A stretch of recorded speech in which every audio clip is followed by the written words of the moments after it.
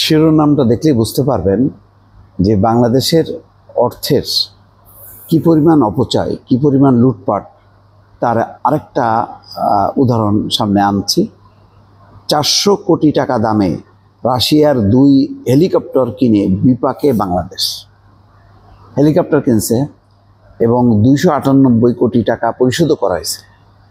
নিশ্চয়ই যারা এই কেনাকাটা করে, তারেক সিদ্দিকির মতন জেনারেলরা, হাসিনার দেবর, তাদের পকেটেও ঢুকে গেছে টাকা। কিন্তু এখন মার্কিন নিষেধাজ্ঞার কারণে রাশিয়ার ওই হেলিকপ্টার দুটি আনা যাচ্ছে না।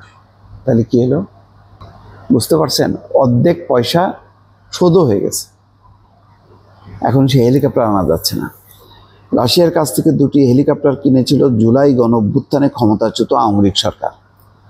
হেলিকপ্টার দুটির দাম 400 কোটি টাকা, যার 298 কোটি টাকা ইতিমধ্যে পরিশোধ করা হয়েছে। তার মানে 60% বা 70% পরিশোধ করা হয়ে গেছে। কিন্তু রাশিয়ার উপর মার্কিন নিষেধাজ্ঞার কারণে এখন হেলিকপ্টার আনতে পারছে না বাংলাদেশ। রাশিয়ার সঙ্গে চুক্তি মেনে হেলিকপ্টার আনলে যুক্তরাষ্ট্রের সঙ্গে কূটনৈতিক টানাপোড়েন তৈরির আশঙ্কা আছে। আবার রাশিয়ার সরবরাহকারী প্রতিষ্ঠানের সঙ্গে চুক্তি বাতিল করলে বিপুল আর্থিক ক্ষতির মুখে পড়তে পারে বাংলাদেশ। স্বরাষ্ট্র মন্ত্রণালয়ের সূত্র বলছে, বিষয়টি নিয়ে কূটনৈতিক সমাধানের জন্য গত 31 জুলাই পররাষ্ট্র মন্ত্রণালয়কে চিঠি দিয়েছে স্বরাষ্ট্র মন্ত্রণালয়। পররাষ্ট্র মন্ত্রণালয়ের একজন দায়িত্বশীল কর্মকর্তা নাম প্রকাশ না করা সত্ত্বে বলছেন, তারা স্বরাষ্ট্র মন্ত্রণালয়ে চিঠি পেয়েছেন। রাশিয়ার সঙ্গে করা চুক্তির শর্তগুলো পর্যালোচনা করার জন্য আইন মন্ত্রণালয়ের মতামত চাওয়া হয়েছে। স্বরাষ্ট্র মন্ত্রণালয়ের চিঠিতে বলা হয়েছে, বাংলাদেশের কেনা হেলিকপ্টার দুটি MI-131-2 মডেলের। সরবরাহকারী প্রতিষ্ঠান জেএসসি রাশিয়ান হেলিকপ্টার্স। তারা গত ফেব্রুয়ারিতে একটি এবং এপ্রিলে দ্বিতীয়টির পাঠাতে কার্গো বিমান ভাড়া করেছিল। তবে প্রতিষ্ঠানটার উপর যুক্তরাষ্ট্রের ট্রেজারি বিভাগের নিষেধাজ্ঞা থাকায় হেলিকপ্টার আনার প্রক্রিয়া স্থগিত করে দেয় বাংলাদেশ সরকার। স্বরাষ্ট্র মন্ত্রণালয় বলছে যে আওয়ামী লীগ সরকার ক্ষমতায় থাকাকালে দুর্গম এলাকায় সন্ত্রাস দমনে পুলিশের সক্ষমতা বাড়াতে রাশিয়া থেকে 2টি হেলিকপ্টার কেনার সিদ্ধান্ত হয়।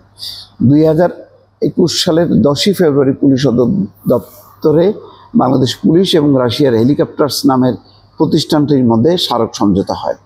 ভিডিও কনফারেন্সের মাধ্যমে তৎকালীন মহাপরিদর্শক আইজিপি বেনজির আহমেদ এবং রাশিয়ান প্রতিষ্ঠানটির মহাপরিচালক আন্দ্রে আই ভেগনস্কি স্মারক সই করেন। এখন বেনজিরের পকেটেও ঢুকছে, তারেক সিদ্দিকের পকেটেও ঢুকছে, আনা গেল না নিষেধাজ্ঞার কারণে। কোটি টাকা ক্ষতি হচ্ছে বাংলাদেশে। এইভাবেই তো কেনাকাটা চলছে, মানে অহরহ। তবু একটা দিক দিয়ে ভাগ্য ভালো যে হেলিকপ্টার দুটি আসলে এইটাও ওই জুলাই আন্দোলনে ওই সময় ব্যবহার করা হয়তো মানুষের বিরুদ্ধে, অন্তত কিছু প্রাণ রক্ষা পাইছে এই হেলিকপ্টার দুটি না আনার কারণে। কিন্তু আলটিমেটলি ক্ষতি তো, আর্থিক ক্ষতি তো বাংলাদেশের। এখন তো রাজনৈতিক পট পরিবর্তন হয়েছে। এখন যদি এই হেলিকপ্টার দুটি আসতো যে কাজের জন্য, সেই কাজে ব্যবহার করা যেত, কিন্তু করা যাচ্ছে না। অদূরদর্শী সিদ্ধান্ত। যখন কিনছে তখনই তো নিষেধাজ্ঞা ছিল। রাশিয়ার থেকে যে কোনো কিছু কেনা যে বিপজ্জনক, এটা কি হাসিনার সরকার টের পায়নি? টের পাইছে, কিন্তু তার তো দরকার কমিশন। মানে আসলো কি আসলো না, কিছু আসা যায় না। ক্ষতি বাংলাদেশ বহন করবে, বাংলাদেশের জনগণ বহন করবে। সমস্যা কি?